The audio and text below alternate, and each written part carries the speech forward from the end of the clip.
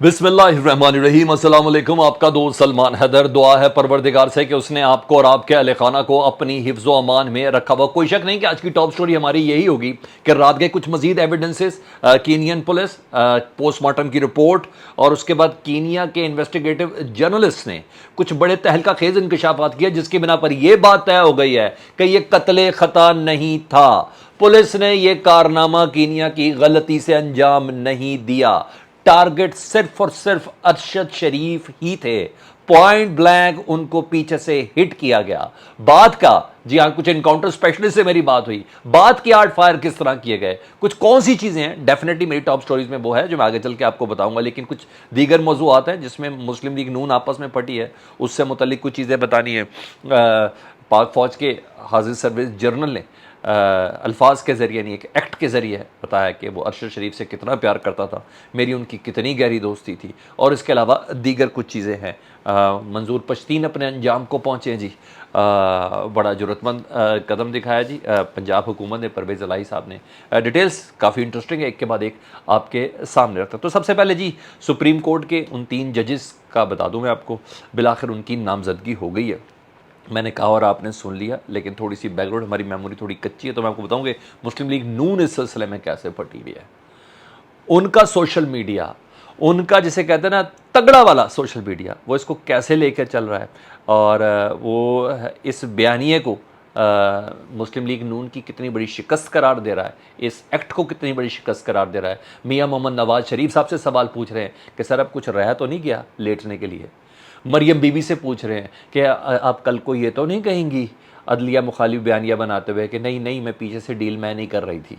तो इस तरीके से बात चल रही है। बहरहाल ये मामला सारा थोड़ी डिटेल में बताया था। जुडिशल कमीशन का इजलास खत्म हो गया जी कल। सुप्रीम कोर्ट के 3 जजेस की नामजदगी हो गई है जी।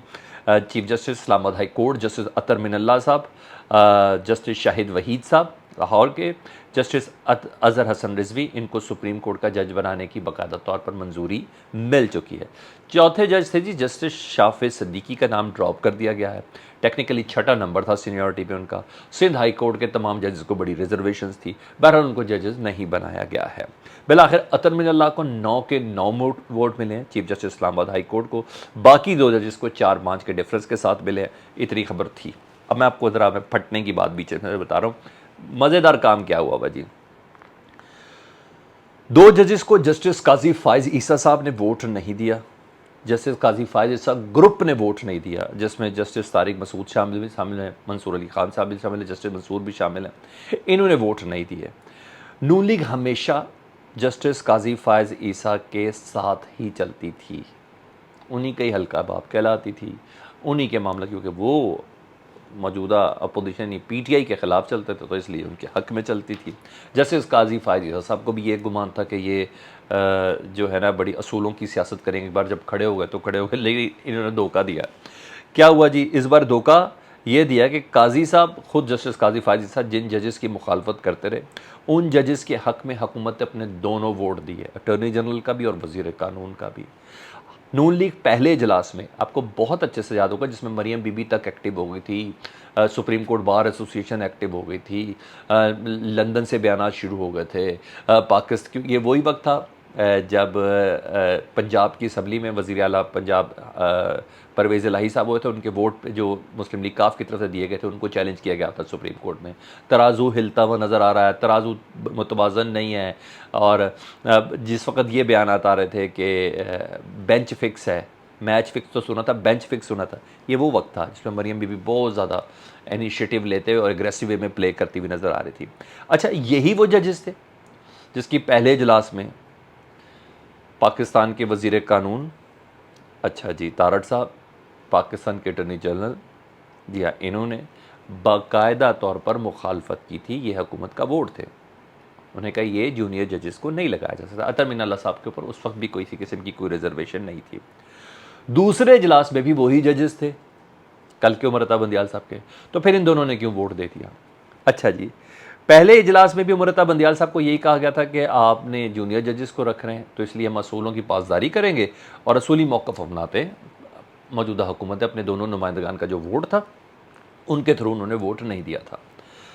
कल से खबरें, बल्कि परसों से ये खबरें आना शुरू हो गई थी कि नून लीग के वो जो वकला है ना, उन्हीं की तरफ से, जो नून लीग को बहुत ज़्यादा सपोर्ट करते हैं, कि दरअसल नून लीग की उमर अताब बंदयाल ग्रुप से कोई अंडरस्टैंडिंग हो गई है, कोई डील फाइनल हो गई है। नवाज शरीफ के केसेस और नून लीग के केसेस में रिलीफ मिलेगा उन्हें, उमर अताब बंदयाल ग्रुप से रिलीफ मिलेगा। इस बदले में उमर अताब बंदयाल साहब के चीफ जस्टिस ऑफ पाकिस्तान के जो फैसलों पर मोहर, मुस्बत मोहर सब्त करनी हुकूमत को, ठीक है, उनके फैसलों पर वोट देना है। ये मुस्लिम लीग नून के वकला, मुस्लिम लीग नून का सोशल मीडिया एक्टिविस्ट, मुस्लिम लीग नून के जो बड़े ट्रेंड चलाते हैं, अच्छा बड़े बड़े हैंडलर्स हैं, ये वो लोग कह रहे हैं जी। अच्छा जी, काजी साहब समझ रहे थे, काजी फायजी साहब कि शायद असूल के साथ कह दिया तो खड़े रहे होंगे, लेकिन बहरहाल खड़े जो कल्याण टाइम पर डिच करा दिए मुस्लिम लीग नून ने उन्हें। अच्छा, अब मैंने बोला कि नून लीग आपस में पटी कैसे, तो मैं जल्दी से बता देता हूँ। नून लीग के जो ट्रेंड चलाने वाले हैंडलर्स हैं वो ये कह रहे हैं कि जजेस और जर्नलों के सामने अगर लेटना ही था तो फिर अदलिया मुखालिफ बयानिया क्यों बनाया, वोट को इज्जत दो का बयानिया क्यों बनाया था मियाँ मोहम्मद नवाज शरीफ साहब ने। अगर ये डील अदलिया से की और जजेस से डील करके हुकूमत में आए हैं और एक के बाद एक चीज़ें सामने आ रही हैं, तो वोट को इज्जत दो का बयानिया क्यों बनाया था। अच्छा जी, दूसरा सवाल जी, उन्हें कहा वोट का इज्जत दो का बयानिया ना बनाते तो बेहतर था, बल्कि अगर यही हरकतें करनी थी, जजेस और जर्नलों के सामने लेटना था, तो 2018 में ही पाँव पकड़ लेते। मजीद जी, उन्होंने कहा है कि अब नून लीग की सपोर्ट नहीं करेंगे, हाँ इमरान खान की मुखालफत ज़रूर करेंगे। क्योंकि साथ साथ ये भी कर रहे हैं कि मरियम बीबी से पूछ के सवाल उठाया जा रहा है कि मरियम बीबी से पूछ रहे हैं कि क्या ये सब कुछ आपको बताकर हो रहा है, क्योंकि बाद में आप अलहदा से एक हल्की सी आवाज़ निकाल कर कहती हैं क्योंकि बयानिया आप ही ने बनाया है। कल को ये ना कहिएगा कि मुझे पता नहीं था। मुखालफत भी आप करती हैं और साथ साथ डील भी कर रहे हैं नून लीग वाले। तो इस तरीके से यह सवाल उठाया जा रहा है जी, और जिसकी बिना पर मैंने बोला कि नून लीग के अंदर ही बहुत ज़्यादा मसाइल इस पर इकट्ठे हो गए। और वो कोई शक नहीं, उनके मिनिस्टर्स, उनकी टॉप स्लॉट की आदत, वो तमाम के तमाम करें क्या किया हम लोगों ने, उधर से बाहर से जो ऑर्डर्स आए हैं उनके अहकामात की रोशनी में। देखते समर कितना बड़ा मिलता है, ये आपको भी पता चल जाना है चंद दिनों में, मुझे भी पता चल जाना है कि ये क्या हो। पहले इजलास में जिनकी मुखालफत थी, दूसरे इजलास में उन्हीं को ही बाकायदा तौर पर जजेस बना दिया गया नून लीग के वोट्स के ज़रिए, हुकूमत के वोट्स के ज़रिए। तो ये चीज़ें तो आपके और मेरे सामने ज़रूर सामने आ जाएंगी, हम उस वक्त भी लेंगे। अच्छा जी, अब आ जाऊँ जी अरशद शरीफ साहब के नागहानी मौत, कत्ल, शहादत के हवाले से।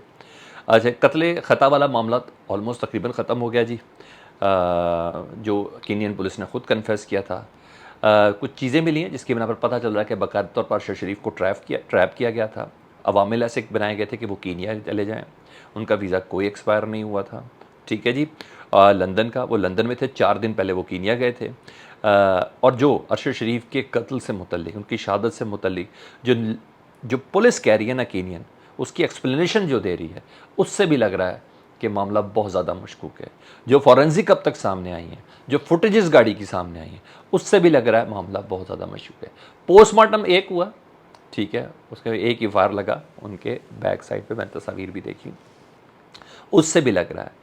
इवन कीनिया के जो सहाफ़ी हैं वो ख़ुद कह रहे हैं कि डेथ स्क्वाड है कीनिया में, जो बाकायदा पैसे लेके किसी भी शहरी को मारती है, ठीक है। जिस जगह पर देखा होगा सिंध के गोठों जैसा इलाका है, वहाँ कोई CCTV भी नहीं है, तो एविडेंस इस तरह नहीं मिलने, बिल्कुल नहीं मिले। किस तरीके से मिलने वो भी अभी मैं आपको बताता हूँ।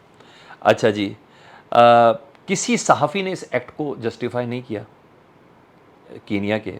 इवन वेरीफाइड इन्वेस्टिगेटिव जो जर्नलिस्ट हैं वो तक कह रहे हैं कि कीनियन पुलिस की एक एक हरकत मशकूक है। मेरी कल शाम में कुछ ऐसे पुलिस ऑफिसर से बात हुई कि जिनके प्रोफाइल के अंदर बहुत ज़्यादा इनकाउंटर्स वगैरह हैं, बल्कि इनकाउंटर स्पेशलिस्ट कहलाते हैं।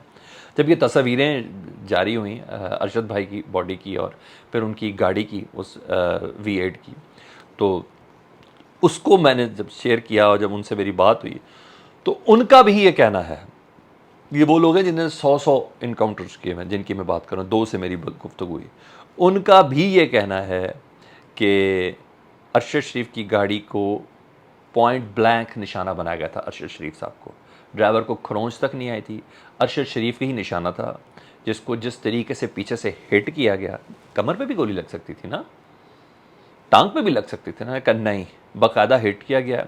बाकी जो टोटल 9 गोलियां लगी थी, बाकी 8 गोलियां बाद में लगाई गई हैं गाड़ी के पीछे, टायर पे, फ्रंट पे। ये सारी उस इनकाउंटर को जस्टिफाई करने के लिए कि कत्ल खता बना दिया जाए, नहीं तो सिर्फ और सिर्फ निशाना वही था, वही गोली एक मारी गई थी, ठीक है, जिस पे स्नाइपर वाली बात की जा रही है। खैर अभी यहाँ चीज़ें बहुत सामने आएंगी और किस तरीके से आएंगी वो भी मैं आपको बताता हूँ। ये पंजाब पुलिस ने नहीं इन्वेस्टिगेशन करनी, ये FIA ने इन्वेस्टिगेशन नहीं करनी है, ये जिन्होंने करनी है वो भी मैं आपको बताता हूँ जी। उस वक्त तक नहीं होगा जी। दूसरा, ड्राइवर को खराज तक नहीं आई, ये एविडेंस था। अच्छा, तफसीलात के बाद में रात गए, मैयत की वापसी के हवाले से कोशिश शुरू हुई है। कीनियन पुलिस कह रही है हमारा कोई प्रोसेस है 2 दिन का, लेकिन उम्मीद ये है कि आज एक 3 बजे की फ़्लाइट है सुबह की और एक 7 बजे की फ़्लाइट है, इनमें से किसी पे भी वो आ सकते हैं। 7 बजे वाली की ज़्यादा उम्मीद है कि कोशिश की जा रही है आ जाएगी। अरशद शरीफ साहब के वकील हैं जी, जिसकी बिना पर मैं आपको बार बार कह रहा हूँ कि कत्ल ख़ता नहीं है, पूरा ट्रैप था अरशद शरीफ साहब के लिए, टारगेट अरशद शरीफ ही थे। उनके फैमिली वकील हैं बैरिस्टर शुएब रज़ाक, बहुत क्लोज़ हैं उनकी माँ के, उनकी बेगम के, उनके बच्चों के, अरशद शरीफ साहब के बहुत करीबी हैं। उन्हें कहा खुर्रम और वकार का नाम हमने कभी सुना ही नहीं है, ये तो भाई भाई चल रहा है ना जियो के अंदर। उन्हें कहा ऐसे किसी शख्स का नाम ही हमने नहीं सुना कि उनके हल्का बाब, आमतौर पर बंदा वकील को बता देता ना कि मेरा हल्का बाब ये है। उन्हें कहा ये मशकूक चीज़ है डेफिनेटली, और साबित हो रहा है कि ट्रैप था। लंदन से 4 दिन पहले वो गए थे, कहा जा रहा है कि वीज़ा एक्सपायर था, तो वीज़ा एक्सपायर था तो असाइलम के लिए अप्लाई किया जा सकता था। लंदन वाले ऐसे नहीं निकालते, मैंने खुद भी बहुत अरसा वहाँ गुजारा, ऐसे नहीं निकालते जी। तो ट्रैप भी बनाया गया, चाहे डॉक्यूमेंट्री का ट्रैप बनाया गया कि उन्हें डॉक्यूमेंट्री को बनानी थी तो इसलिए कीनिया जा रहे थे, या कुछ भी था, लेकिन बहरहाल उनको पूरा घेर के उधर तक लाया गया। अब तक की चीज़ों से ये बात सामने आ रही। अब आ जाऊँ जनरल साहब से, जनरल आसिफ गफूर साहब बहुत अच्छे दोस्त थे, DGI SPR बनने से पहले अरशद शरीफ साहब के बहुत पुराने दोस्त थे, और उन्होंने गम का इजहार किया। डेफिनेटली वो लिख कर तो नहीं कर सकते थे क्योंकि ISPR की तरफ से कंडोलेंस पहले ही हो गई थी, मजम्मत पहले ही हो गई थी। तो उन्होंने ट्विटर पे अपना DP को स्याह किया, ब्लैक किया, और अपने दुख का इजहार किया। आसिफ गफूर साहब के साथ इनकी बहुत अच्छी शनासाई थी, बहुत अच्छी दोस्ती थी अरशद शरीफ साहब की, तो ये उन्होंने किया। और रात गई की उस चौथी और अहम तरीन खबर जी, मंजूर पश्तीन आसमा जहांगीर कॉन्फ्रेंस पर हमने कंडेम किया, आपके सामने बताया भी कि जिस तरीके से टोन इस्तेमाल की, जिस तरीके से उन्होंने इदारों को नुकसान पहुंचाने की कोशिश की, जिस तरीके इदारों के हवाले से बकवास उन्होंने की, और जिस तरीके से बाकायदा प्लांटेड नारेबाजी लगाई गई दहशतगर्दी और वर्दी वाले, उसकी बिना पर इदारे को गालियाँ दी गई। मतलब ये था कि मंजूर पश्तीन के पास कोई ऐसा एविडेंस नहीं था, कोई दलील नहीं थी, नारे लगवाए गए, और मतलब बहुत ही बदमज़ा सा काम था।